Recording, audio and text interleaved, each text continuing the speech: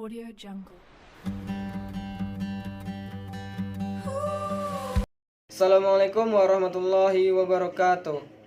Alhamdulillahirrabbilalamin. Puji syukur kita ucapkan kepada Allah subhanahu wa ta'ala, serta selawat ke baginda Nabi besar Muhammad sallallahu alaihi wasallam. Allahumma sholli ala Muhammad wa ala ali Muhammad.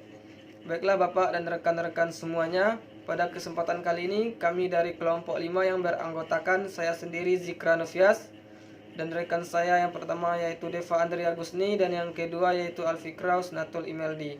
Pada kesempatan kali ini kami akan menjelaskan materi tentang kenakalan remaja, yang mana terdapat 3 poin utama yang akan kami jelaskan. Yang pertama yaitu apa itu pengertian remaja, bagaimana bentuk dan batasan-batasan kenakalan remaja, serta apa faktor-faktor penyebab kenakalan remaja. Baiklah, untuk mempersingkat waktu, langsung saja kepada pemateri pertama untuk menjelaskan materinya.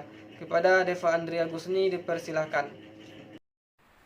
Baiklah, terima kasih kepada moderator.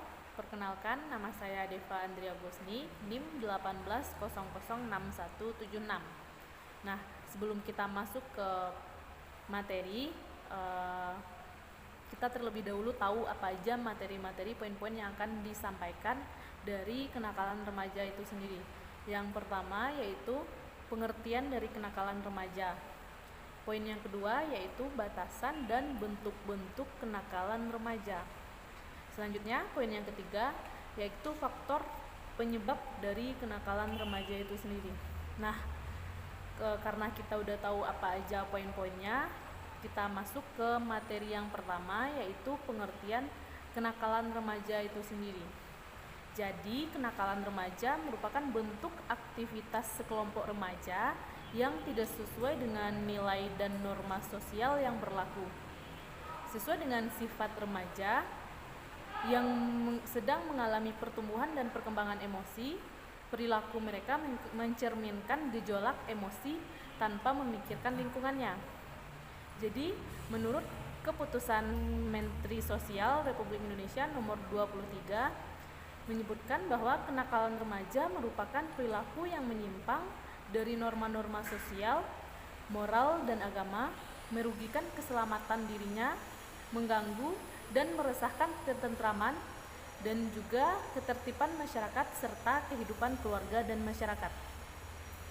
Nah, selanjutnya Kartono juga menyebutkan secara tegas bahwa kenakalan remaja merupakan gejala sakit secara sosial pada anak-anak dan remaja yang disebabkan oleh bentuk pengabaian sosial, sehingga mereka itu mengembangkan bentuk tingkah laku yang menyimpang.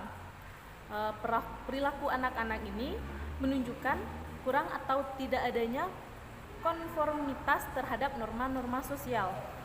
Selanjutnya, Singgi Gunarso 1988 juga mengatakan bahwa dari segi hukum, kenakalan remaja juga digolongkan dalam 2 kelompok yang berkaitan dengan norma-norma hukum.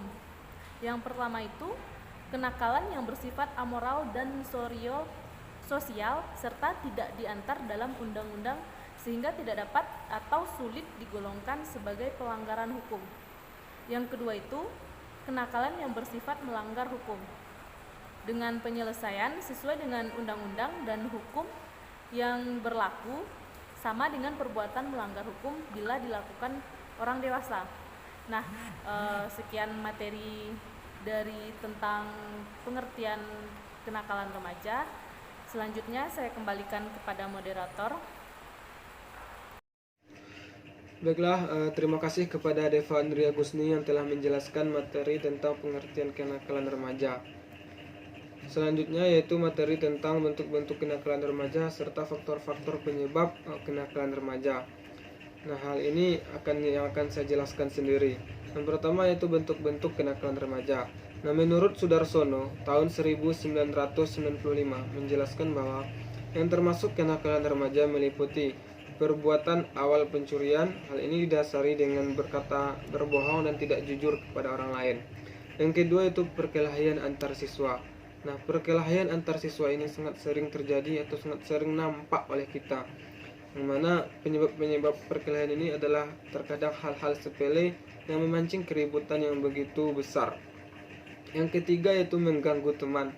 Nah, mengganggu teman ini bisa dikatakan ini adalah kenakalan yang sering terjadi, karena mengganggu teman ini tidak memandang tempat, baik itu di sekolah maupun di luar sekolah dan tempat-tempat hiburan yang lainnya. Yang ketiga yaitu memusuhi orang tua dan saudara. Contohnya saja berkata kasar dan tidak hormat kepada orang yang semestinya kita hormati. Dan yang terakhir yaitu menonton pornografi dan coret-coret tembok sekolah.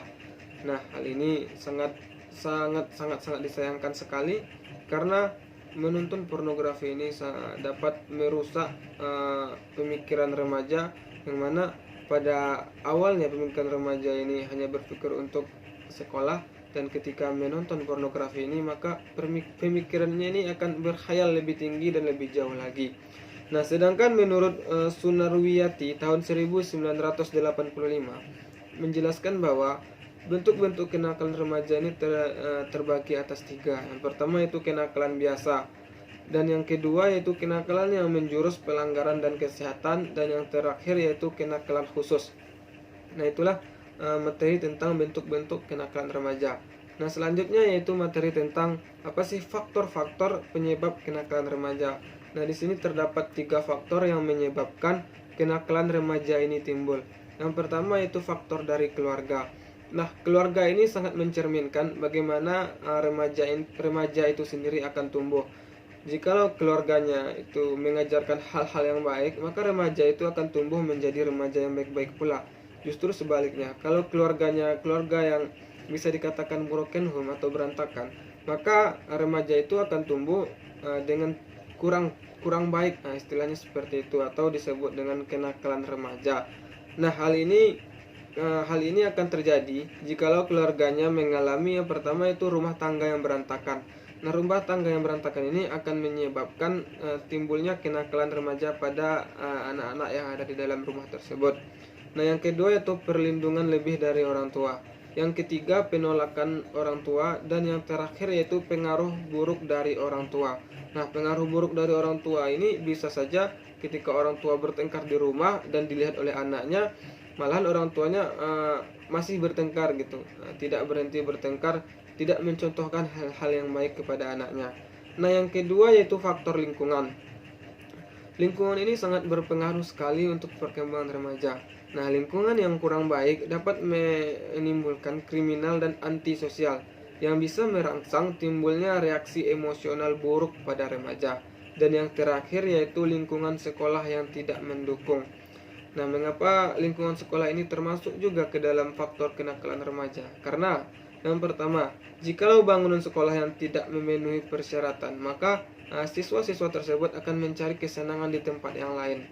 Yang kedua yaitu halaman bermain tidak cukup luas, yang menyebabkan remaja-remaja ini merasa kekurangan tempat bermain. Oleh karena itu mereka akan mencari kesenangan atau tempat bermain di tempat yang lainnya. Nah, yang ketiga yaitu minimnya fasilitas belajar, dan yang terakhir jumlah murid yang terlalu banyak. Baiklah rekan-rekan semuanya, sekianlah presentasi dari kelompok kami yang dapat kami sampaikan. Terlebih dan terkurangnya kami mohon maaf. Saya akhiri. Wassalamualaikum warahmatullahi wabarakatuh. Terima kasih.